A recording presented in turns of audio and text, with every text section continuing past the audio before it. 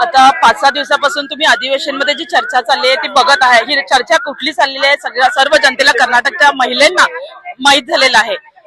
गृहलक्ष्मी योजना ही एक चांगली योजना म्हणून सगळे त्याकडे बघत होते. पण त्या योजनेचं झालं काय की 1 महिना पैसे यायचं, 2 महिने बंद, फिर 2 महिन्याचे आणि पैसे.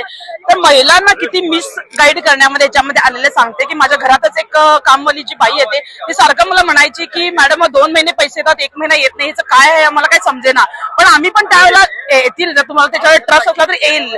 पण जेव्हा महेश तेंगिनकारी सरांनी अधिवेशन मध्ये हा मुद्दा उठवला तेव्हा सगळ्यांना समजलं की 2 महिने, आता 2 महिन्याचे पैसे तरी दिले नाहीत, आता येत्या ह्याच्यामध्ये वर्ष होत आलं तरी सगळे गप्प. आणि एवढं अक्का एवढ्या हुशार आहेत म्हणतात, एवढा एक मिनिस्टर लेवलला येऊन त्या बसले तर त्यांना 2 महिन्याचे पैसे आलेले हे आलेले काय समजले नाहीत आणि तरी अधिकाऱ्यांवर घालता. जर तुम्ही अधिकाऱ्यांवर घालता तर माझा एक प्रश्न आहे की त्या अधिकाऱ्यांना सस्पेंड करा पहिला. अधिकारी चुकलेत नाही, तुमचे अधिकारी जर तुम्हाला व्यवस्थित गोष्टी सगळे सांगत नसल्या तर त्या अधिकाऱ्यांना पहिला तुम्ही त्याचा पाय उतारा करा आणि तुम्ही तत्काळ राजीनामा द्या. आज तुम्ही महिलांवरती पण महिलांचं एक सॉफ्ट टार्गेट, महिलांनाच तुम्ही सॉफ्ट टार्गेट करता, त्यांनाच एवढे मोठी ते 2 महिन्याचे पैसे उपयोगी केले तर तुम्ही सगळ्यांनी जनतेने बघायला पाहिजे. आज मोठमोठे प्रॉपर्टीज कशा कशामध्ये ह्याचा त्यांनी लेखा द्यायला पाहिजे. ऍक्च्युली आता 5,000 कोटी म्हणजे 50,000 के 5 लाखची गोष्ट नाही आहे, 5,000 करोडची गोष्ट आहे. विचार करा, 5,000 करोड, करोड महिलांचे पैसे याच्यामध्ये घपला झालेले आहेत. आता विचार करून त्यांनी राजीनामा तत्काळ द्यायला पाहिजे. थोडं तर त्यांच्यामध्ये काहीतरी असलं त्यांनी राजीनामा तत्काळ द्यायला पाहिजे.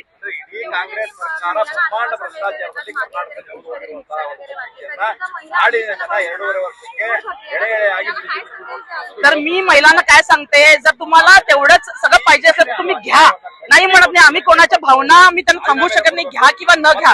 पण एक सांगते, घ्या. खरं सरकार जेव्हा तुम्ही वोट बटन दाबता तर ते विचार करूनच दाबा. आज मोदी आहे पण देश सुरक्षित आहे. काँग्रेसच्या काळात काय झालं नाही तर मोदींच्या काळात काय सुरू आहे तुम्ही बघत आहेत. महिलांसाठी मोदी किती काम करत आहेत. तर माझा एकच प्रश्न आहे की जो वोट हा फार महत्वाचा आहे. एक वोट बटनमुळे 5 वर्ष तुम्हाला ते सरकार बघावं लागतंय. तर तुम्ही विचार करून त्या सरकारला वोट घाला, एवढंच माझी मागणी आहे. आता ते मॅडमनाच माहिती आणि ते नाही म्हणून सांगतात की मला याच्यामधलं काही माहित नव्हतं. पहिला तर ते 4 दिवस विधानसौधमध्ये येत नाहीत आणि आल्यानंतर त्यांनी माफी मागणं म्हणजे माफी त्यांची कशी, त्यांचं ते तुम्ही बिहेवियर बघा. ते माफी मागणं त्यांनी तर पाया पडून ना घसून महिलांची माफी मागायला पाहिजे. त्यांनी पाप त्यांच्यावरती सगळा अन्याय केलेला आहे.